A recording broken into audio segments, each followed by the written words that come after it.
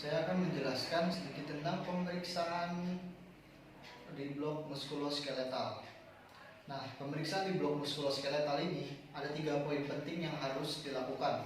Yang pertama ada look atau melihat kondisi pasien, kemudian ada feel atau merasakan kondisi pasien itu apakah ada tonjol atau tidak. Nah, kemudian ada juga move. Move itu menilai pergerakan dari sendi pasien. Oke, langsung saja kita melakukan pemeriksaan leher. Nah, untuk pemeriksaan leher, hal yang pertama harus diperhatikan adalah kita harus berada sejajar di depan pasien dan badannya agak membungkuk untuk melihat apakah ada perbedaan bentuk leher sebelah kanan pasien atau sebelah kiri pasien. Nah, ada juga apakah ada tonjolan juga yang terlihat di leher kanan atau kiri pasien, maupun apakah ada perbedaan warna di leher kanan pasien ataupun kiri pasien. Nah, setelah kita melihat dari depan, kita juga perlu melihat pemeriksaan dari belakang. Oke. Udah. Pemeriksaan dari belakang juga sama. Kita melihat yang pertama adalah apakah tulang belakang leher pasien ini lurus atau tidak, apakah ada tonjolan di tulang belakang pasien, di sebelah kanan dan kirinya ada tonjolan atau tidak, apakah ada perbedaan warna atau tidak, apakah ada jejas atau bekas luka pada leher pasien atau tidak. Oke, selanjutnya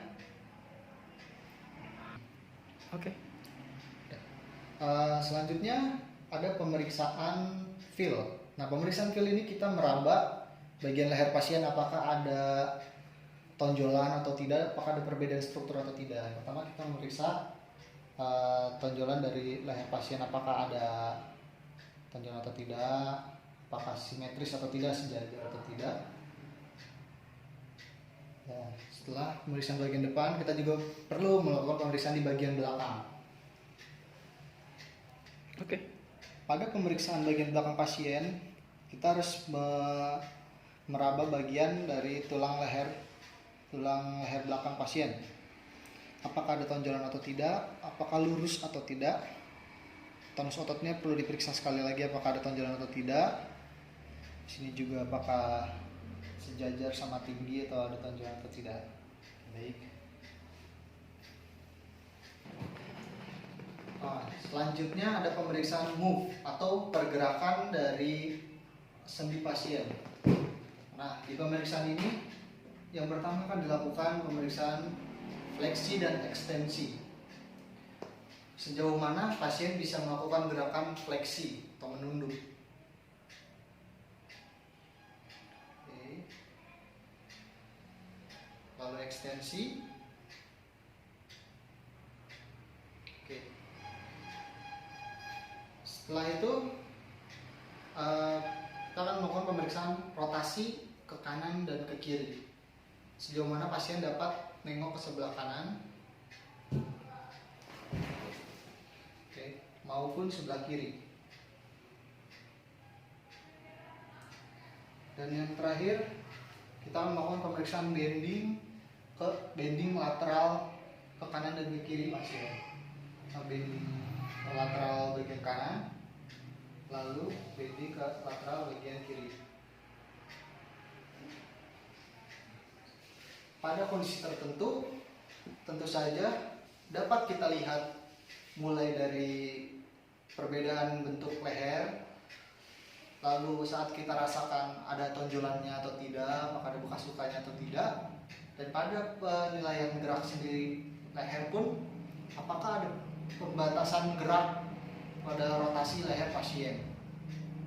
Oke. Selanjutnya kita ke pemeriksaan bahu. Pada pemeriksaan bahu pasien, yang pertama kita lakukan pemeriksaan loop seperti tadi leher ya. Loop ini melihat apakah ada perbedaan tinggi bahu kanan dan kiri pasien, apakah di bagian sini ada tonjolan, kemudian di bagian atas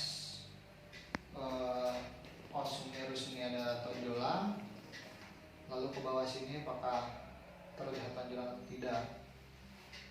Kita juga melihat dari bagian tengah sini apakah ada tonjolan-tonjolan atau tidak. Selanjutnya kita ke bagian belakang. Oke. Nah, kita lihat bagian tulang belakang pasien, apakah ada tonjolan sekitar sini atau tidak, terutama di tulang belikat ini. Apakah ada perbedaan pelebaran tulang belikat atau tidak. Kita juga melihat tonus ototnya, apakah ada perbedaan atau tidak, tonjolan atau tidak. Oke. Selanjutnya kita lakukan pemeriksaan inspeksi atau meraba. Nah, yang pertama kita raba adalah bagian tengah dari sini, dari dekat sternum. Apakah ada tonjolan atau tidak? Kemudian di clavikula ini ada tonjolan atau tidak? Di ujung os humerus juga ada tonjolan atau tidak? Kemudian ke bawah sini apakah ada tonjolan atau tidak? Dan juga kita lihat apakah simetris maupun ada perubahan suhu atau tidak. Kemudian kita Bisa. Nah, apakah di bagian belakang sini ada tonjolan atau tidak? Kemudian di tulang belikatnya apakah ada perbedaan ukuran maupun tonjolannya atau tidak? Oke. Oke, selanjutnya kita ke pemeriksaan move atau pergerakan sendi pasien. Nah, di sini kita memeriksa sendi bagian kanan.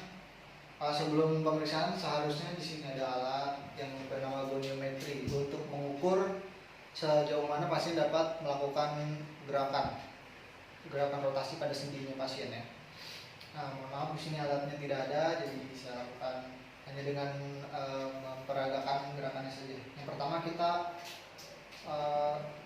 melakukan gerakan fleksi gerakan ke atas seperti ini, sejauh mana pasien dapat melakukan rotasi sendi. Yang diukur sini, titik tengah dari sini. Setelah melakukan pemeriksaan, kita melakukan pemeriksaan ekstensi atau sejauh mana lengan belakang pasien ini dapat mendekat. Nah, di sini kita ukur.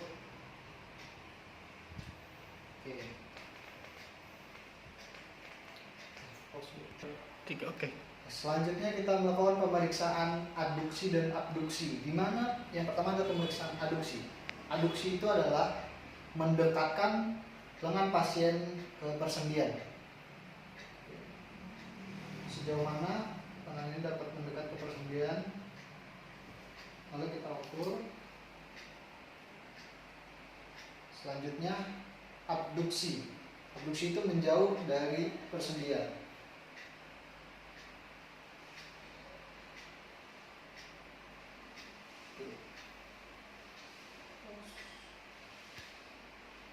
Oke. Selanjutnya kita melakukan pemeriksaan rotasi sendi bahu pasien. Kita nilai bagaimana pasien bisa melakukan rotasi interna dan eksterna. Yang pertama interna, sejauh mana pasien dapat melakukan rotasi interna. Nah, di sini sudutnya dapat dilihat. Kemudian pemeriksaan rotasi eksterna, sejauh mana pasien bisa melakukan rotasi eksterna sudutnya. 3. Oke, selanjutnya kita melakukan pemeriksaan pada sendi siku. Yang pertama kita look dulu. Langsung saja Pak. Kita look pemeriksaannya ini. Kita lihat apakah ada tonjolan pada siku. Di mana siku ini juga letaknya ini di bawah os humerus dan di atas pohon. Kita lihat apakah ada bekas jejas atau bekas luka atau bekas operasi pada sendi siku. 2, 3. Ya, selanjutnya kita melakukan pemeriksaan feel atau kita merasakan di sini apakah ada tonjolan di sekitar tulang humerus atau di tulang lengan bawah. Kita juga melakukan tonjolan di luar atas dari siku, kemudian di bagian dalam juga kita melakukan penekanan. Kemudian kita juga menekan di bagian tengah dari siku, gunanya untuk melihat apakah ada peradangan atau tidak. Lalu kita melakukan perabaan juga di bagian bawah sebelah, apakah ada tonjolan atau tidak. 3. Oke, selanjutnya kita melakukan pemeriksaan move atau menilai pergerakan sendi pada siku pasien. Nah, kita lihat dari titik 0 sendi ini bagaimana pasien bisa melakukan gerakan seperti ini. Nah, di sini kita nilai ruang gerak sendi pasien pada fleksi dan juga batas maksimal pasien ekstensi. Ya, normalnya pasien ekstensi itu antara 15 sampai 20 cm. Oke, 3. selanjutnya kita menilai dari gerakan rotasi dari siku pasien. Di sini saya akan menggunakan alat bantu seperti ballpoint atau semacamnya. Karena tidak ada, saya melakukan pembantu dengan ketikan. Pertama, pasien memegang alat bantunya seperti ini, lalu dekatkan siku pasien dekat ke badan pasien, lalu akan melakukan gerakan supinasi. Gerakan supinasi itu adalah gerakan keluar sampai sejauh mana pasien dapat melakukan rotasi. Nah, di sini adalah titik rotasi dari gerakan supinasi pasien. Lalu kita melakukan gerakan pronasi. Pronasi itu sejauh mana pasien dapat melakukan pronasi yang membentuk sudut rata-rata 90 derajat saja bisa dilakukan oleh pasien. 3. Selanjutnya kita akan melakukan pemeriksaan pada bagian pergelangan tangan. Kita mulai dari pemeriksaan dulu, melihat seperti biasa apakah ada atau terlihat tonjolan pada bagian pergelangan tangan, apakah ada perbedaan warna. 3. Oke, selanjutnya kita melakukan pemeriksaan pada pergelangan tangan pasien. Kita lihat dari sini apakah ada tonjolan atau tidak bagian pergelangan pasien, apakah ada perbedaan warna atau tidak. Lalu kita melakukan pemeriksaan inspeksi, kita raba apakah ada tonjolan atau tidak. Ini tekan di beberapa bagian. Selanjutnya kita akan melakukan pemeriksaan rotasi pada pergelangan tangan pasien. Sejauh mana pasien dapat melakukan gerakan rotasi.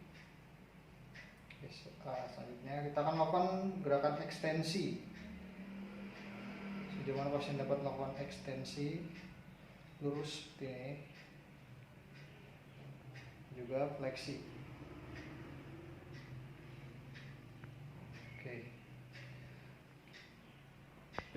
Oke, kita akan melakukan pemeriksaan ulnar desiasi.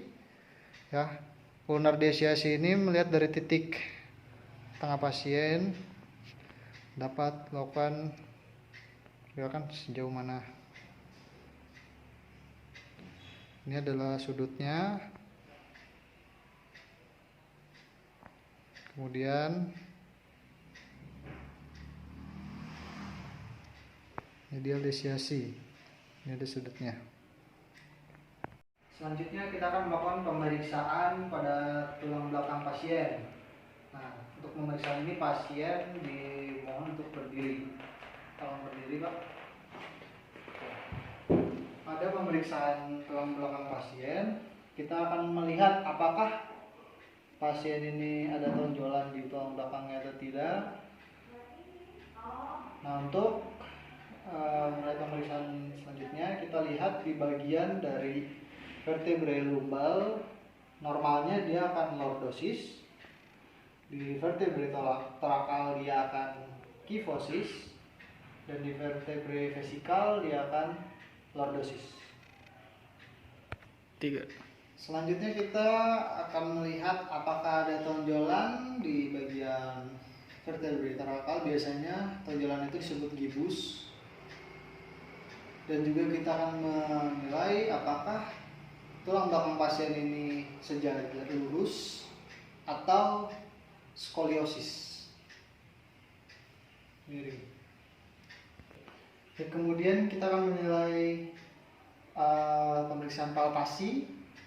Saya akan sedikit meraba tulang belakang pasien, apakah ada tonjolan di tulang belakang pasien. Lalu di sekitar tulang belakang pasien, apakah ada nyeri di otot-otot yang menopang tulang belakang pasien. Ya.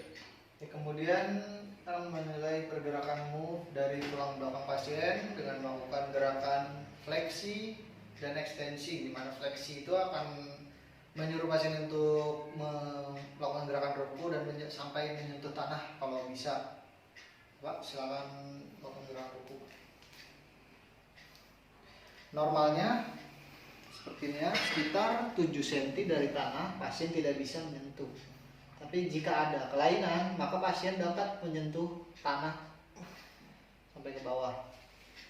Oke, selanjutnya kita akan melakukan pemeriksaan ekstensi pada tulang belakang pasien dengan cara mendorong badan pasien ke belakang. Sejauh mana pasien akan membentuk sudut. Ini ada sudut yang dibentuk dari pemeriksaan ekstensi. Oke. Selanjutnya kita akan melakukan pemeriksaan rotasi pada bagian tulang belakang pasien, di mana di sini adalah titik 0 dari gerakan rotasi yang akan dilakukan dengan cara menahan pinggang pasien, membengkokkan badan pasien ke kanan. Dan juga selanjutnya kiri.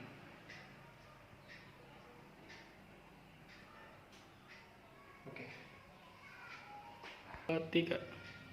Terus selanjutnya kita akan meminta pasien untuk memiringkan badannya ke kiri dan juga ke kanan.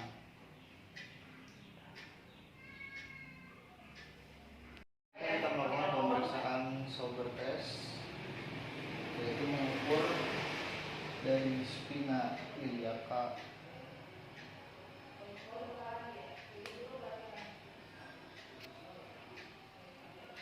ke pandai dulu.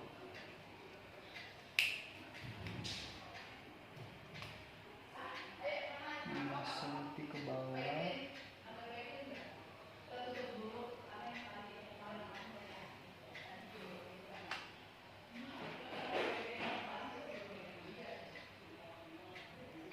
Sepuluh senti ke atas.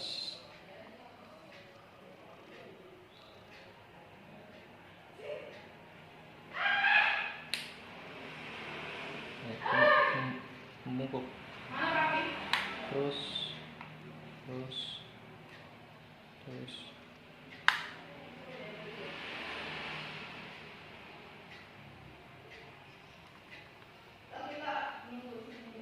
Kita lihat pertemuan panjangnya.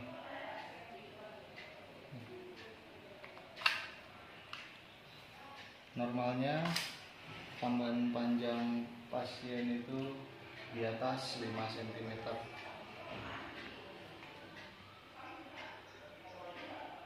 Oke, sekarang kita lanjut ke pemeriksaan pinggul. Kita pastikan dulu pinggul pasien ini antara kanan dan kiri sejajar. Terus kita lakukan look atau melihat apakah ada jejas atau bekas luka. Kemudian kita palpasi apakah ada kelainan. Kemudian kita lakukan pemeriksaan gerak sendinya. Gerak sendi.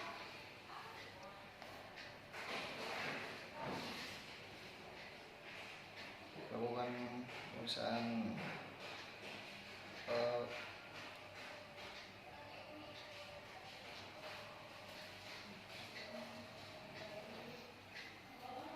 lalu setelah itu kita langsung melakukan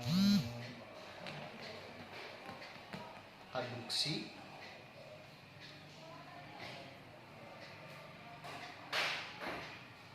dan abduksi.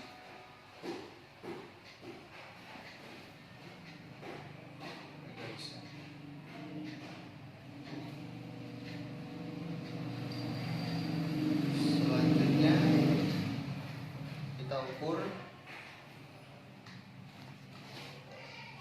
dari mata kaki sampai ke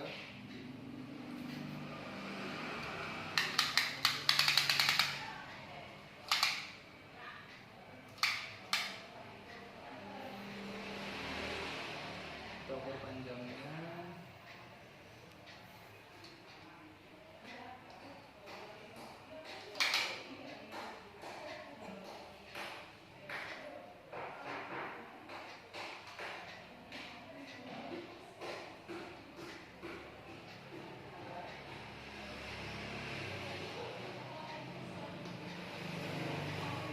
Lalu kita bandingkan antara kanan dan kiri apakah ada perbedaan atau tidak.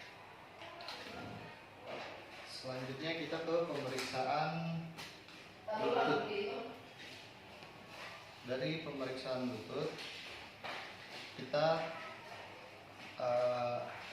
lihat apakah ada perbedaan warna, apakah ada bekas ginjas atau tidak. Kita raba apakah terdapat bekas suku atau tidak. Kemudian selanjutnya kita melakukan pemeriksaan Galeazzi untuk menentukan apakah ada kelainan di lutut atau tidak. Kita posisikan kaki pasien seperti ini, sejajarkan. Kalau dia terdapat perbedaan tinggi, itu berarti ada kelainan pada os tibia. Kalau dia ada perbedaan panjang, berarti dia ada kelainan pada os femur.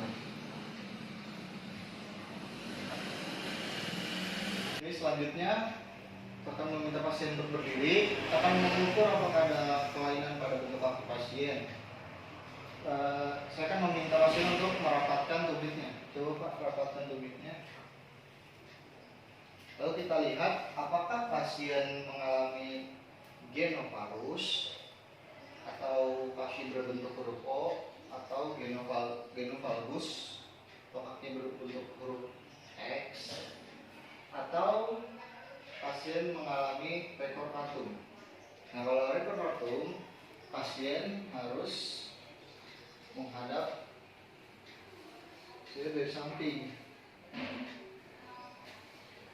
maka akan terlihat lututnya dia mengalami ekstensi atau ekstensi.